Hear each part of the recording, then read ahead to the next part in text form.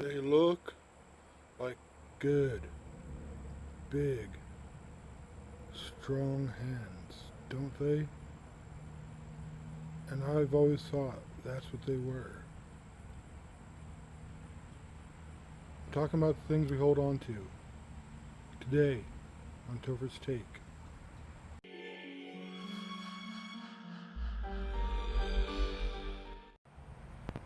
So, for those of you who don't know, that was a quote by the creature known as the Rockbiter from the Neverending Story.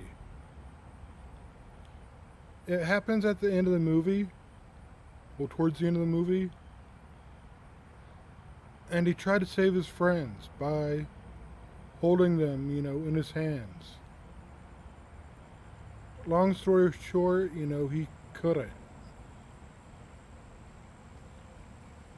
And he's sitting there with this lame. They look like good, big, strong hands. And today I kind of want to talk about, some of the things we hold on to. And maybe not everything we hold on to, but maybe, at least for me, some of the traditions that I've held on to that I probably should not have. And I said last week I'm going to try to take a look at, how I got to this, decision of the being involved in the Hebraic roots or the Messianic Jew movement. So I'm going to try to talk about this because for me, there were a couple of traditions that, I was tried to hold on to.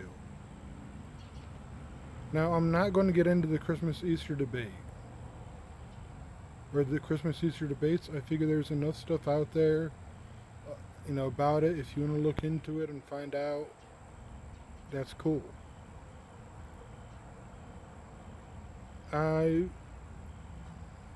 kind of want to take a look at, the Sabbath. Just a little. Because, in most Christian churches, the Sabbath is traditionally on Sunday. But if you read the Bible, it's on Saturday. And there are some theories like Constantine changed it, or because people were involved in church on the first day in the Bible, which I would like to address that really quick. They were gathering together daily, yes. And when Paul was talking, they did gather on the first day, but that's because Paul was leaving,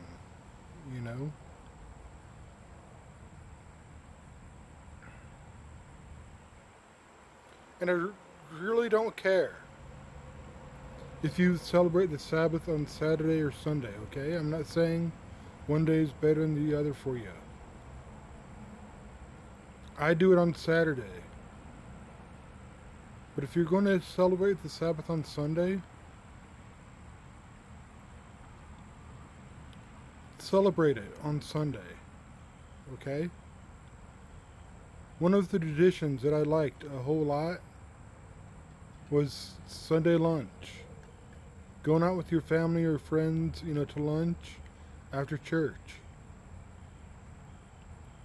But if you look at the command, about the Sabbath, it says, and this is the TPV, but it says don't work, don't make your animals work, and don't let your, servants work. Servants. Serve.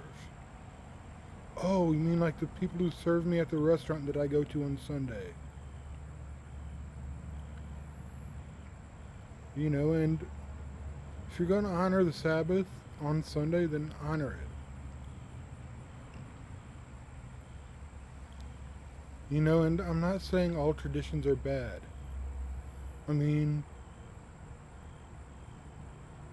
One of the traditions I grew up with in church was the first Sunday of every month we did communion, and I grew to like that.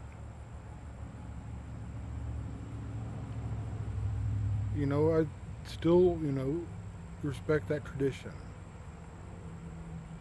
Don't know where it came from, but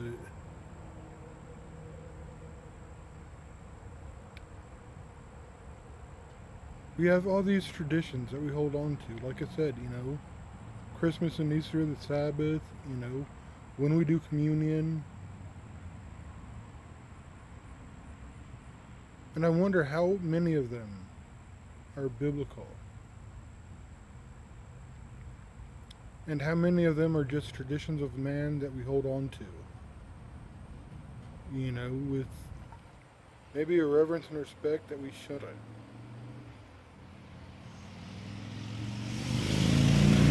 And there were a couple of times in the New Testament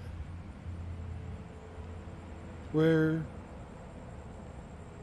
Jesus called out the Pharisees and the religious leaders and, basically said, hey, you make the Word of God null and void by your traditions, You have the Word of God here, but you hold your traditions, higher. You value them more than you value the Word of God.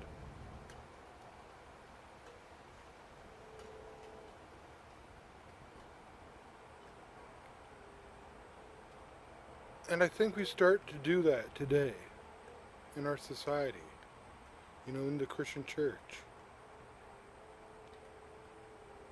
That we don't,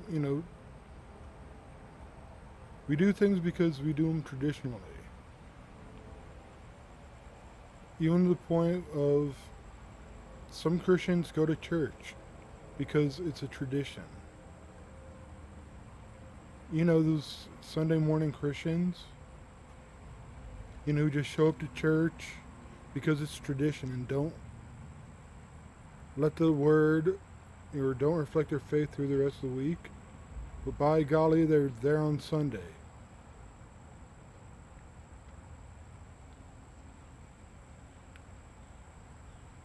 And like I said, this was one of the two major challenges, for me. In coming to this was we had all these traditions and I couldn't really find any of them in the Bible. At least not how they're portrayed today.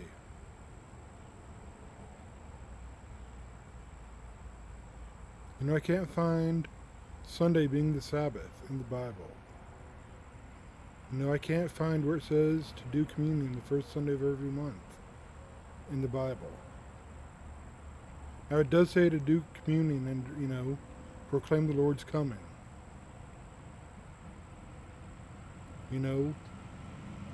I can't find where it says put on your Sunday best,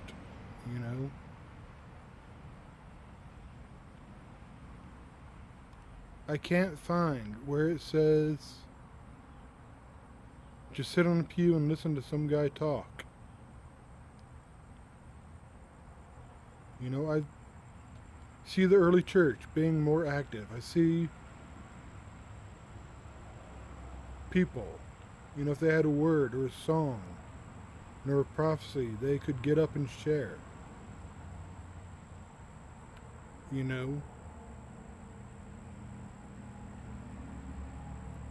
And we don't see that in today's church because we have these traditions that we hold to.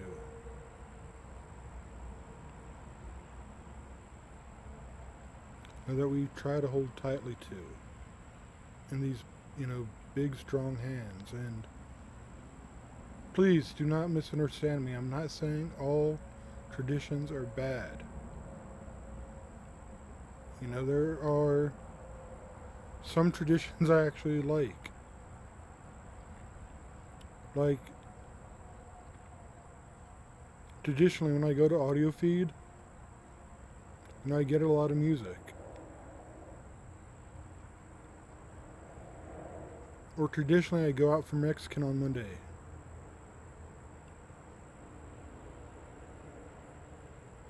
And I know some of you who are watching this I might know from audio feed. So I want to kind of drive this point home a little. And we hang so tightly, so closely, to our traditions. What happens when we can't? I mean, how many of you were upset, that audio feed did not happen this year? But how many of you found ways to reach out or connect with your community or connect with, the people you know from audio feed, despite it not being around this year? And it's tough to let go of the traditions. It's hard. It's difficult. We want so much to hold on to them. But the more I looked into some of mine, the more I'm like, this is preventing me from seeking God. I need to get rid of it. Anyway, that's it for you guys today. Hopefully I'll see you next week, because I think I might have a cool idea on where I want to go with some of these. I'll talk to you later. Peace.